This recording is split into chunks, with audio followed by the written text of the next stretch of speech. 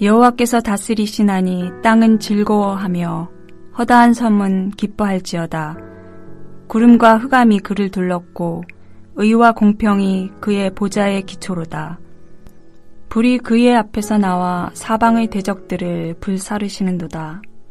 그의 번개가 세계를 비추니 땅이 보고 떨었도다. 산들이 여호와의 앞 곧 온 땅의 주 앞에서 밀랍같이 녹았도다. 하늘이 그의 의를 선포하니 모든 백성이 그의 영광을 보았도다. 조각한 신상을 섬기며 허무한 것으로 자랑하는 자는 다 수치를 당할 것이라. 너희 신들아 여호와께 경배할지어다. 여호와여, 시온이 주의 심판을 듣고 기뻐하며 유다의 딸들이 즐거워하였나이다. 여호와여, 주는 온 땅 위에 지존하시고 모든 신들보다 위에 계시니이다. 여호와를 사랑하는 너희여, 악을 미워하라. 그가 그의 성도의 영혼을 보전하사 악인의 손에서 건지시느니라. 의인을 위하여 빛을 뿌리고 마음이 정직한 자를 위하여 기쁨을 뿌리시는도다. 의인이여, 너희는 여호와로 말미암아 기뻐하며 그의 거룩한 이름에 감사할지어다.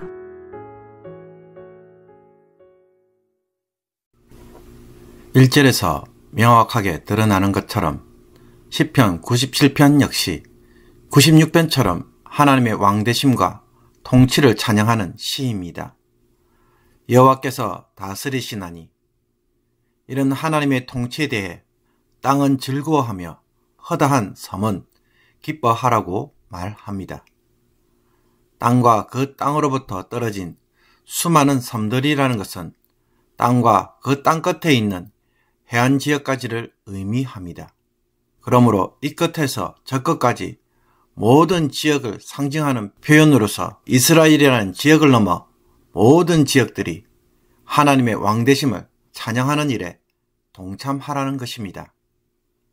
2절에서 6절까지 시인은 하나님의 왕되심과 다스림을 보여주기 위해 여러 가지 자연현상을 통해 상징적으로 묘사합니다. 구름과 흑암이 여호와를 둘러싸고 의와 공평이 하나님의 보좌라고 할 때 흑암과 구름은 하나님의 임재를 보여줍니다. 그리고 하나님의 통치는 이 세상에서 의와 공평으로 드러납니다. 또 이런 하나님의 통치가 얼마나 대단하고 위험이 있는지 불과 번개를 통해 묘사합니다. 대적하는 자들에 대하여 하나님은 불을 보내어 그들을 불사르시고 번개를 보내사 번쩍거리게 하심으로 땅이 벌벌 떨 정도라고 말합니다.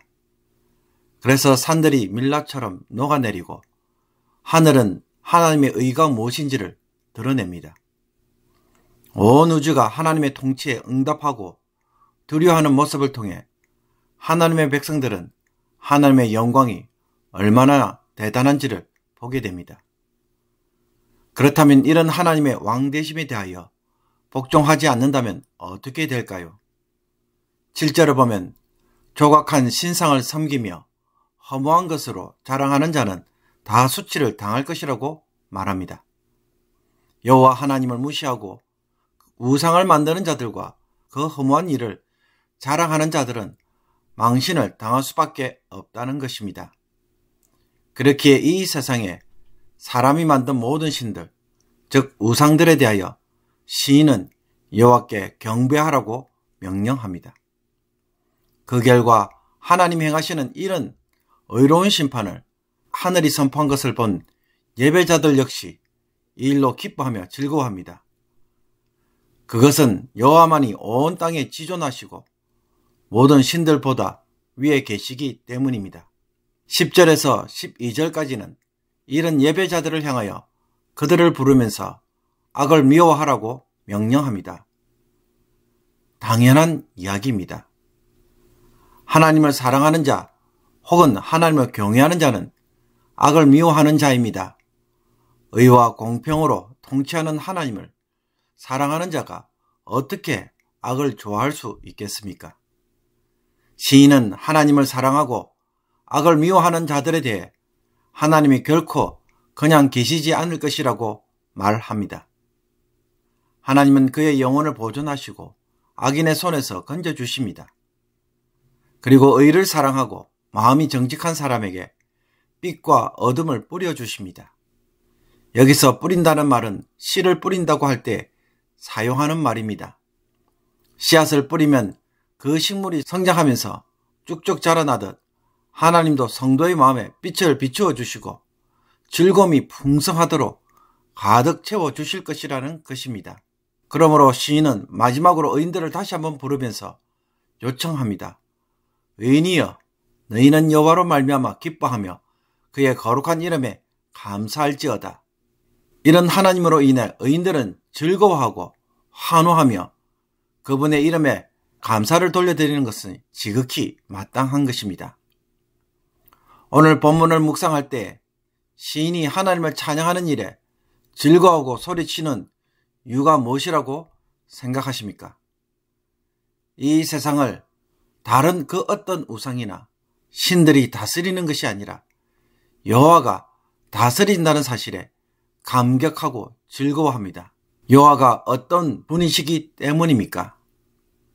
그분은 구름과 흑암으로 둘러싸여 있고 의와 공평으로 통치하시는 분입니다. 의와 공평으로 세상을 통치하기에 여기에 대적하는 자들은 감히 하나님 앞에 나설 수 없고 그분의 위험스러운 통치 앞에 벌벌 떨 수밖에 없습니다. 이 세상의 그 어떤 신들, 그 어떤 우상들도 감히 여기에 대적할 수 없고 그 어떤 말도 끊을 수 없습니다.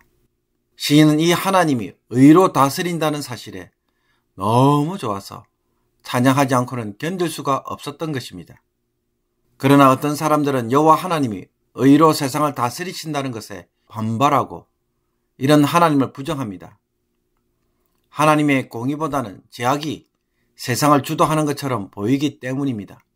하나님이 공의로 다스린다면 어떻게 악이 여전히 판을 치고 있습니까? 거짓말쟁이들이 성공하고 불법을 저지른 자들이 부유하게 사는 현실이 우리의 눈에 보입니다. 맞는 말입니다. 하지만 우리가 욥기를 묵상하면서 깨닫게 된 것이 무엇입니까? 욥의 세 친구들은 자신들이 지금까지 경험하고 그 조상들로부터 물려받은 지혜를 가지고 욥의 고난의 문제를 다루었습니다. 그것은 하나님이 이 세상을 인과응보의 원칙으로 다스린다는 것입니다. 그래서 의인에 대해서는 복을 주시고 악인에 대해서는 그 악으로 스스로 망하게 하신다는 것입니다. 이것이 말하는 바가 무엇입니까? 이 인과응보의 원칙을 다른 말로 하면 하나님이 공의로 다스리기 때문에 경험되는 일이라는 것입니다. 때론 악이 득세하여서 악이 세상을 주관하는 것처럼 보이지만 욥의 경우처럼 인과응보의 원칙대로 일어나지 않는 일도 있지만 그러나 세상은 하나님이 정해놓은 의를 따라 살아가도록 기본적으로 만들어져 있습니다. 그러므로 인간의 삶은 인과응보의 원칙 위에 서 있고 이것이 기본적으로 작동해야 사람이 살아갈 수가 있습니다. 하나님의 법을 반영하고 있는 자연의 질서를 거스리면 어떻게 될까요? 또 모든 사람들이 자신들의 욕심을 따라 죄를 짓는다면 이 세상은 과연 사람이 살 수 있는 곳이 될 수 있을까요? 이것을 부정하면 생존 자체가 불가능해집니다. 거듭 말씀드리지만 깡패들의 집단에도 자신들의 조직을 제대로 운영하려면 무엇이 필요합니까? 질서가 있어야 하고 존경과 의리와 진실함이 있어야 합니다. 이것이 조직의 바탕에 없으면 그 자체로 무너져 버립니다. 서로를 속이면 어떻게 조직이 세워집니까? 그러므로 우리가 숨을 쉬면서도 공개의 존재를 모르고 살아가듯 하나님의 공의가 세상과 삶을 떠받치고 있음을 우리가 보고도 모를 때가 너무나도 많습니다. 하나님이 국가를 세워서 칼을 주신 것도 공의로 다스리기 위함입니다.